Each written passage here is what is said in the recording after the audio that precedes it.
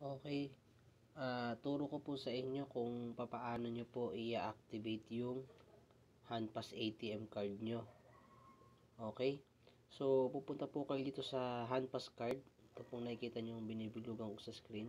Ito, Handpass card. Pindutin nyo lang po siya. Tapos, punta po kayo ng setting. Pindutin nyo po yung setting. Antayin lang natin.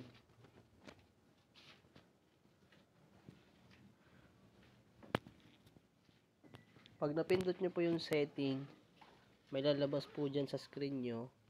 Nakalagay po dyan, change pin code. Itong pangalawa. Kita nyo po yun, change pin code. Ito po. Yan, change pin code. Pindutin nyo po yung change pin code. Yung sinasabi po na CVC code, ayan po yung tatlong numero sa likod ng card nyo. Nakalagay, CVC code. Okay?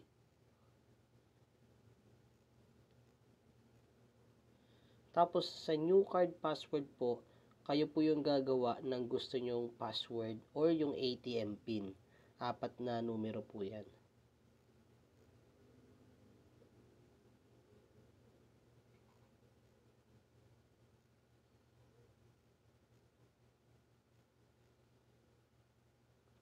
Tapos po, pipindutin nyo lang yung confirm.